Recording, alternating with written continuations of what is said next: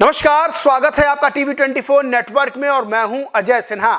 क्या 2027 में उत्तर प्रदेश में जो विधानसभा का चुनाव होना उसके लिए सपा और बसपा के बीच गठबंधन होगा?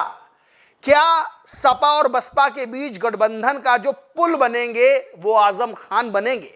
ये सवाल मैं क्यों कर रहा हूं, वो सवाल उठ क्यों रहा है? दरअसल उत्तर प्रदेश के राजनीतिक गलियारों में एक मुद्दा बड़ा चर्चा में है और वो है रामपुर में जौहर यूनिवर्सिटी वाला मामला।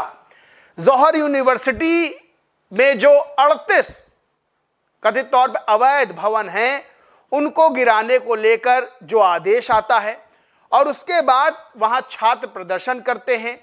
सपा और बीजेपी की सरकार में आमने सामने वार पलटवार जवाबदेही और सवाल जवाब होते हैं और उसके बाद एक फैसला आता है, एक आदेश आता है कि अभी के लिए भवन नहीं तोड़े जाएंगे।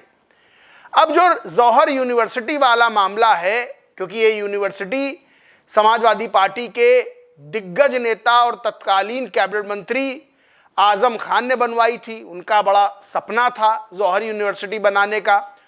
और अब उस यूनिवर्सिटी के ऊपर जब बुलडोजर चलने का आदेश आता है तब समाजवादी पार्टी और भारतीय जनता पार्टी में वार पलटवार होने लगता है। लेकिन इस बीच बीएसपी सुप्रीमो मायावती की भी एंट्री हो जाती है और ये एंट्री बड़ी दिलचस्प है और इस एंट्री के बाद तमाम तरह के सवाल खड़े हो रहे हैं। दरअसल पूरा मामला क्या है वो मैं आपको बता देता हूं। रामपुर में जौहर यूनिवर्सिटी है, मोहम्मद अली जौहर यूनिवर्सिटी। वो समाजवादी पार्टी के दिग्गज नेता आजम खान ने बनवाई थी। आजम खान का ये मान लीजिए वो सपना है। और उस यूनिवर्सिटी में जब जांचा गया तो ये पाया गया कि जो 38 इमारतें हैं वो अवैध हैं, यानी उनका नक्शा पास नहीं है और एक आदेश आ जाता है कि भाई ये 38 जो इमारतें हैं इनको ध्वस्त किया जाएगा। इसके बाद समाजवादी पार्टी तमाम आरोप सरकार पर लगाती है। आरोप ये भी लगते हैं कि राजनीतिक विद्वेष के कारण इस तरह की चीजें हो रही हैं, लेकिन प्रशासन सीधे तौर पर कहता है कि नहीं भाई ये अवैध है, नक्शा पास नहीं है इनका और इनको गिराया जाएगा या तो ये अपने आप से गिरा ले। छात्र प्रदर्शन करते हैं, कहते हैं कि अगर यूनिवर्सिटी के भवन इमारतें गिरा दी जाएंगी तो हम पढ़ने कहाँ जाएंगे, क्योंकि वहाँ बड़ी संख्या में बच्चे पढ़ते हैं। उसके बाद एक और आदेश आता है।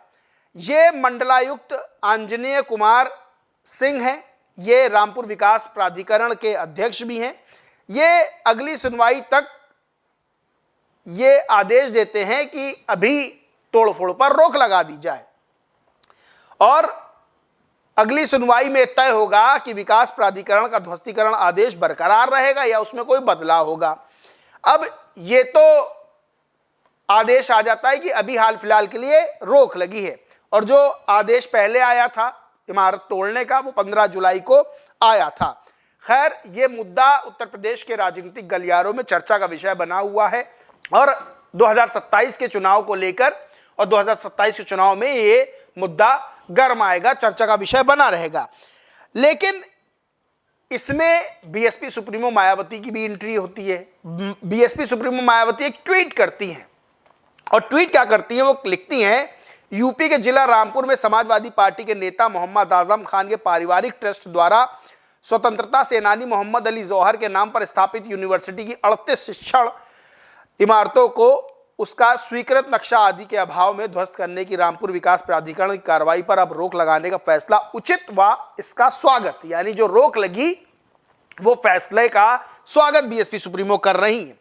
और फिर वो लिखती है, वैसे केवल जौहर विश्वविद्यालय ही नहीं बल्कि पूरे उत्तर प्रदेश में अगर अन्य और भी शिक्षण संस्थाएं हैं जो अपने निर्माण आदि में सरकारी नियमों आदि का सही से अनुपालन नहीं कर पाए हैं तो उन पर भी बुलडोजर चलाकर तोड़ने की सख्ती करने के बजाय सरकार को उन सबको सही व नियमित कराने के संबंध में जरूरी कार्रवाई करने की नीति अपनानी चाहिए ताकि वहां शिक्षा हासिल करने वाले सभी छात्र छात्राओं का जीवन किसी भी प्रकार से प्रभावित ना होने पाए।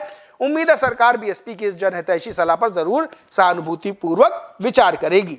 जहां इन्होंने कहा कि जौहर यूनिवर्सिटी में बुलडोजर चलाने पर जो रोक लगी है उसका हम स्वागत करते हैं, तो वही और इस तरह के जो कॉलेज यूनिवर्सिटी हैं जहां किसी भी तरह के निर्माण में अनियमितता पाई गई तो उसको तोड़ने के बजाय उसका ऐसा नियम बनाए, ऐसी चीज करे जिससे वहां के जो छात्र छात्राएं हैं उनकी शिक्षा बाधित ना हो, शिक्षा सुचारू रूप से चलती रहे।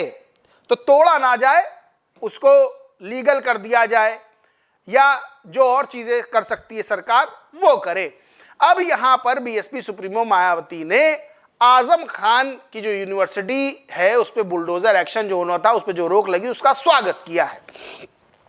इससे पहले अखिलेश यादव ने भी एक ट्वीट किया था इसी जौहर यूनिवर्सिटी पर एक्शन को लेकर, लिखा था शिक्षा की रक्षा आंदोलन भी जीतेगा। रामपुर के जौहर विश्वविद्यालय को बचाने के लिए धरने बैठे छात्र छात्राओं की हौसला अफजाई के लिए हमारे सांसद विधायक शामिल हैं। जब यूपी सरकार के शासनादेश के आधार पर भाजपा सरकार अन्य निर्माणों का नियमितीकरण कर सकती है तो जौहर यूनिवर्सिटी का क्यों नहीं? जौहर यूनिवर्सिटी के साथ भेदभाव दुराव क्यों? हम सबकी मांग है कि भाजपा अपने प्रतिशोध की आग में नौजवानों का भविष्य ना झोंके। अब देखिए, भारतीय जनता पार्टी की सरकार है, बीएसपी सुप्रीमो मायावती ने आजम खान की यूनिवर्सिटी को लेकर जो फैसला हुआ ना तोड़ने का, उसका स्वागत किया है। और अखिलेश यादव भाजपा सरकार पर हमलावर रहते ही, क्योंकि वो भी विपक्ष में और बीएसपी सुप्रीमो मायावती विपक्ष में। क्या कुछ ऐसा बन रहा है कि सपा और बसपा के बीच में गठबंधन होगा? क्योंकि 2017 से भारतीय जनता पार्टी की सरकार है और 2027 यानी 10 साल का टर्म हो जाएगा और विपक्ष किसी भी तरह से भाजपा को हराना चाहता है। अकेले अकेले फाइट में भाजपा को हराना विपक्ष के लिए बड़ी टेढ़ी कीर साबित हो रहा है। कांग्रेस और सपा का माना जा रहा है गठबंधन होगा, भले ही एक दूसरे के खिलाफ बयानबाजियां चल रही हूं सीटों की संख्या को लेकर, किसको कितनी सीट मिलेगी, लेकिन क्या सपा और कांग्रेस का गठबंधन भाजपा को हरा सकता है? या फिर बसपा जैसे मजबूत दल सीटों की संख्या पर अगर बसपा के ना जाएं, क्योंकि सीटों की संख्या के हिसाब से परफॉर्मेंस उसका अच्छा नहीं रहा है, लेकिन लोकसभा चुनाव में उत्तर प्रदेश में 9.5% का आसपास वोट मिला था और दलित वोटर्स में बसपा की पैठ किसी से छिपी नहीं है। तो क्या बसपा का आना विपक्ष में जरूरी है? कांग्रेस के नेता कोशिश कर रहे हैं कि बसपा के साथ बात बन जाए, अगर सपा से कोई बात गड़बड़ाती है तो बसपा के साथ बात हमारी बन जाए। लेकिन क्या बसपा और सपा का गठबंधन हो सकता है? देखिए, बीएसपी सुप्रीमो मायावती ये कह चुकी है कि हम किसी से गठबंधन नहीं करेंगे, हम अकेले चुनाव लड़ेंगे, बीएसपी अकेले जीत दर्ज करेगी। लेकिन राजनीति में जो कहा जाता है उसके उलट भी हो जाता है। किसी ने नहीं सोचा था कि 2019 में सपा और बसपा का गठबंधन होगा और हुआ, साथ में मिलकर चुनाव लड़ा, भले ही परफॉर्मेंस बहुत बेकार रहा था, अच्छा नहीं रहा था। 10 सीटें बसपा को मिली थी, 5 सीटें सपा को मिली थी, तो बसपा के लिहाज से तो थोड़ा ठीक था, सपा को तो बहुत नुकसान हुआ था। लेकिन क्या 27 में बीजेपी को हराने के लिए सपा और बसपा आपस में हाथ मिलाएंगे? और सबसे बड़ी बात यह है कि क्या आजम खान वो ब्रिज का काम करेंगे जो सपा और बसपा को करीब लिया है? तमाम तरह के उत्तर प्रदेश की राजनीति में सवाल हैं और राजनीति में कुछ भी संभव है, नेता कुछ भी कहें, लेकिन ये मान के चलिए कि जो कहा गया है वो जरूरी नहीं कि वही हो, उसके उलट भी हो सकता है। और 19 में देखने को मिला था और तमाम उदाहरण इसके देखने को मिलते हैं। तो 2027 में क्या ऐसा होता? अगर ये होता है तो फिर बीजेपी की मुश्किलें बढ़ सकती हैं, लेकिन ये बहुत पॉसिबल नजर नहीं आता है। खैर, ये जो आदेश आया है कि अभी जौहर यूनिवर्सिटी बुलडोजर एक्शन ना हो, इसका स्वागत बीएसपी सुप्रीमो मायावती ने किया है। और जिस तरह वो सरकार को सलाह देती हैं, पहले भी कई मामलों में सलाह दी है, तो उसी तरह इन्होंने इस मामले में भी सलाह दी है कि जो और भी यूनिवर्सिटी कॉलेज हैं, अगर वहां कुछ अनियमितता है तो नियमितीकरण उसका किया जाए, तोड़फोड़ ना की जाए, छात्रों की पढ़ाई बाधित ना हो। लेकिन यह मुद्दा बहुत बड़ा है उत्तर प्रदेश की राजनीति में, जौहर यूनिवर्सिटी वाला। और दूसरा, यह गठबंधन को लेकर सवाल, सपा और बसपा गठबंधन को, यह भी बहुत बड़ा है। और 27 से पहले दोनों ही चीजें क्लियर होती हुई नजर आएंगी कि मुद्दा कितना प्रभाव डालता है और गठबंधन होता है कि नहीं होता है। इस पूरे मामले पर आप क्या सोचते मानते, कमेंट करके जरूर बताएं। वीडियो अच्छा लगा हो तो लाइक करें, शेयर करें और चैनल को सब्सक्राइब नहीं किया तो सब्सक्राइब करके बेल आइकन जरूर दबा लें। धन्यवाद।